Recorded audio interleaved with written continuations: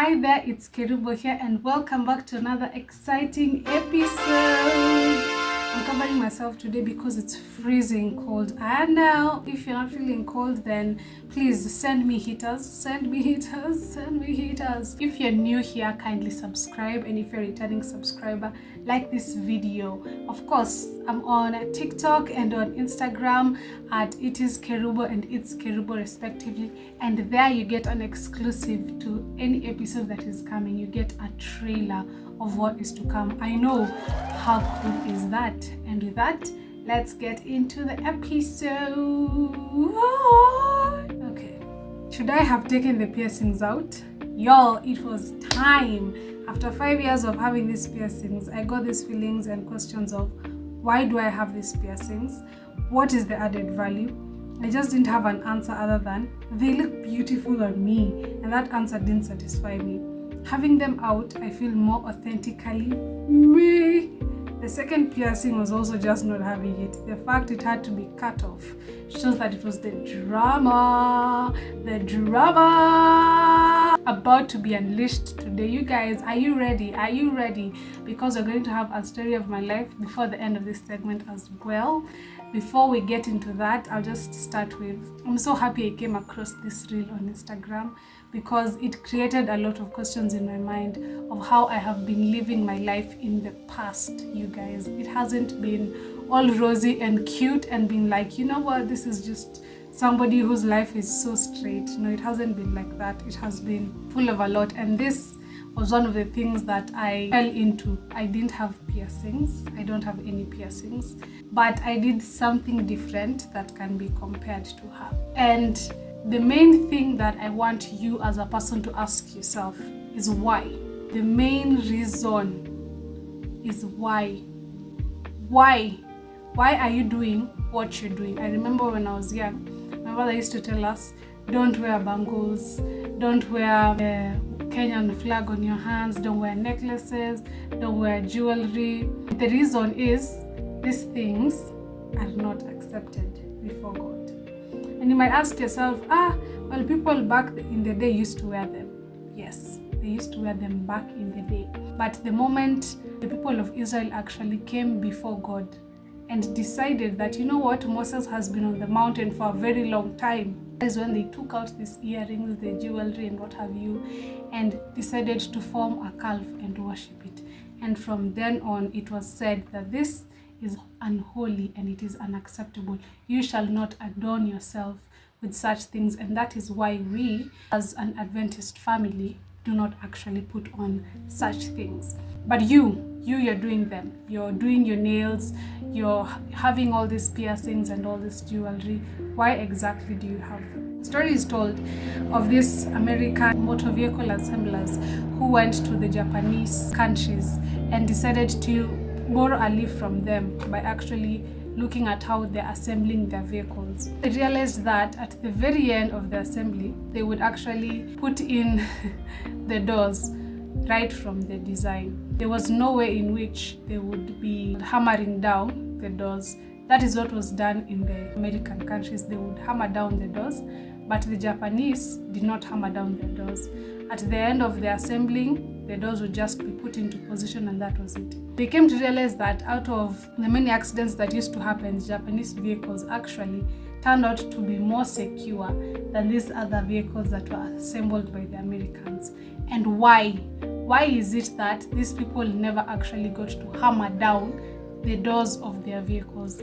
And once one of these technicians, the American technicians, inquired of this particular Japanese assemblers, he just said, well, that's how they are designed, and that was enough. From the top, they have a reason as to why they don't hammer down the doors of their vehicles. The Americans thought that by hammering them down, they'd secure the doors. But what happened is they actually made them weaker. And if anything ever came up as a problem with these Japanese vehicles, they would not go back to these people who are assembling. No, they would go back to the top officials and ask them, you guys designed this vehicle, right? Why is it that it is having this particular issue? What is the main problem? And that is the why. That is the reason. The person who is hammering down these doors doesn't know why he's doing it. He has been given a job, okay, do this. If anything falls apart, if there's a problem, he is fired. And he is not the problem, he just might not be the problem. That is the difference between the why and the action. If the reason you're doing something, the reason you're taking an action is unclear, please stop doing it. If the reason you're doing your nails, the reason you're putting on jewelry is because I feel pretty in them, oh, I feel nice, it's trending, everyone is doing it, why shouldn't I do it as well? Then you are losing the why. You are losing the cause of the reason, and you're just picking up the cause of the reason. And if any problem arises, then you will take away the cause, the actions that were done. But the reason as to why you are doing them will forever remain vague. I hope and pray that you will find a reason as to why you are adorning yourself with jewelry, doing your nails, doing all these sorts of things, maybe trends, hair trends and what have you. I hope that you find a reason as to why you're doing them. Don't just do them because everyone else is doing them. Find the why as to why you are doing these particular things. Then we get the story of my life. When I was in primary school, I believe class 7 or class 6, one of the two, I went to my aunt's place and I came across nail polish. Oh my days. Do you know how many times my mom has told me, don't do nail polish? That is against our laws as Adventists. And now, no one is gonna tell me don't do it. Right then I put the first layer of nail polish and my fingers were glittering. It was clear nail polish, of course, she's not gonna tell. So I put the first layer and I felt cute. I kept on looking at my nails. I'm like, oh, who is this pretty girl? As the day progressed, I kept on adding layers and layers. I did about 10 layers of nail polish because after I went out, I do the nail polish in the vehicle. When I go out and when I come back, it's dull. It's not as pretty as it should have been. So I'm like, no. And then I go again and add another layer. I did about 10 layers. Then my aunt confiscated that nail polish. She was like, this girl is actually misusing this. And after she took the nail polish, I realized I'm still not pretty. Like, I have tried to chase beauty, but I actually can't get it. I don't know why I was chasing beauty when God actually gave me everything, because any other time I don't do nail polish, everyone is complimenting me, oh, you have cute fingernails, or you have cute toenails. But when I was doing the nail polish, no one actually saw me. I actually realized that it doesn't make me prettier. It creates an illusion of being pretty, but you're never satisfied. That is why there's no day you'll do the same nail polish twice. Absolutely, you do red today and then you do red tomorrow. No, you're probably gonna do red today, then you'll do red after a year or two, after forever, after you have forgotten that color. Why? Because you're chasing beauty and you will never find it in artificial things. Personally, for me, I believe I am beautiful the way I am. I did makeup as well. I remember I had a palette. I've been busy, guys. I had an eyeshadow palette and I did my eyeshadow once and I was like, why do I look like this? Why do I actually look like something that I don't want to look like?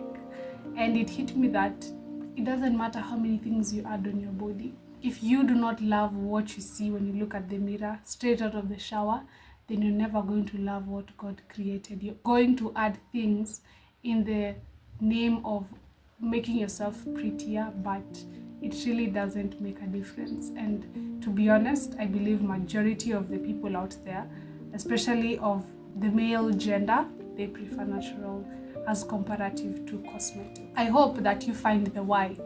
Why exactly are you doing a nail polish? Why are you doing your makeup? Why are you adding all these artificial things on yourself? And once you get the why, it will really push you to take a different course of action. That is it from me. I hope you have learned something. Please leave me your feedback down in the comment section. I will read all the comments and I will engage with you.